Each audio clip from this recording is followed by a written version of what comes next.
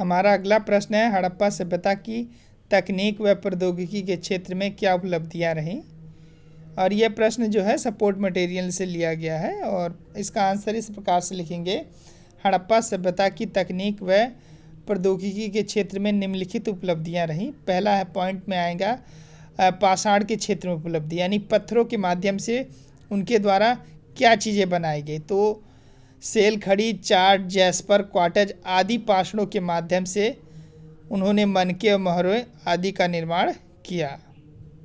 दूसरे पॉइंट में आएगा धातु के क्षेत्र में उपलब्धि कि सोना, चांदी, तांबे, कांसे आदि धातुओं से निर्मित वस्तुएं हड़प्पा की धातु तकनीक व प्रौद्योगिकी उपलब्धि बताती हैं। तीसरा है गृह स्थापत्य, जो हड़प्पाई व्यवस्थित गृह स्थापत्य पाया गया है। 2 मंजिला मकान, मेहराब, नगर योजना आदि हड़प्पाई सभ्यता की उपलब्धि बताते हैं।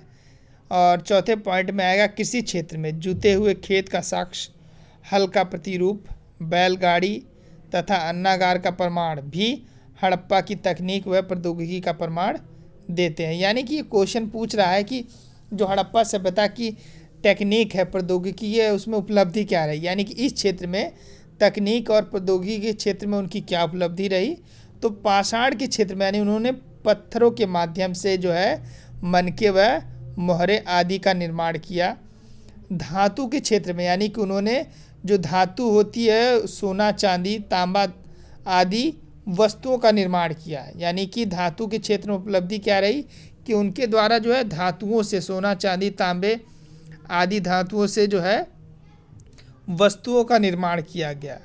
तीसरे पॉइंट में आ जाएगा गृह स्थापत्य, यानी कि उनके पास टेक्निक थी, इसीलिए उनके द्वारा जो है व्यवस्थित मकान बनाए गए, 2 मंजिला मकान बनाए गए, नगर योजना बनाई गई।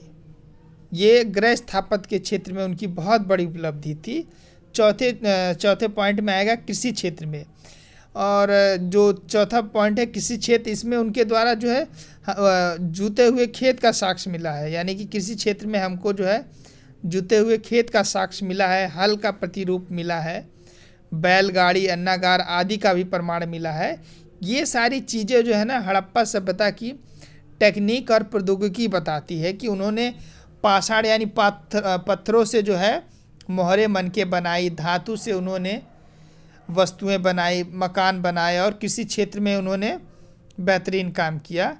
ये सब इस पॉइंट में, इस क्वेश्चन के आंसर में लिखा जाएगा। इसी में अगला प्रश्न है हमारा कि हड़प्पा सभ्यता में प्राप्त मोहरों की 3 मुख्य विशेषताओं का वर्णन कीजिए। यानी कि हड़प्पा सभ्यता में जो मोहरें पाई गई हैं उनकी 3 मुख्य विशेषता बताइए। तो इसमें हम लोग लिखेंगे हड़प्पा सभ्यता में प्राप्त मोहरों की निम्नलिखित विशेषता पाई जाती है। निम्नलिखित विशेषता है, फर्स्ट, पहले पॉइंट में हम लोग लिखेंगे सेल खड़ी पत्थर से निर्मित, यानी कि जो अधिकांश हड़प्पाई मोहर है वो सेल खड़ी नामक पत्थर से बनाई गई है। और दूसरा है चित्र व लिपि का अंकन, यानी कि जो हड़प्पाई मोहर पाई गई है उस पे जो है बहुत सारे चित्र बनाए गए, साथ साथ कहीं पर लिपि का भी आंकन किया गया, यानी कि उस मोहरों पे कुछ ना कुछ लिखा गया है।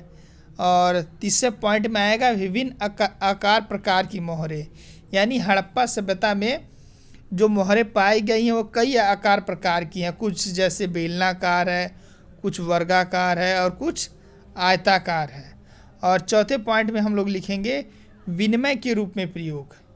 विनिमय का मतलब होता है लेन देन के रूप में प्रयोग, यानी इतिहासकारों के अनुसार जो है इनका प्रयोग विनिमय के साधन के रूप में किया जाता था, यानी कि आदान प्रदान के रूप में किया जाता था। जैसे कि आज के टाइम हम लोग सिक्के वगैरह है, नोट वगैरह वो एक्सचेंज करते हैं, बदलते हैं, उसी तरह हड़प्पा में मोहरें भी जो है एक तरह से सिक्कों का काम कर रही थी, यानी कि विनिमय के साधन के रूप में इनका इस्तेमाल किया जाता था। तो ये 2 क्वेश्चन हैं इस वीडियो में और बहुत बेहतरीन और इम्पॉर्टेंट क्वेश्चन है, आप लोग इसको ज़रूर याद कर लीजिएगा।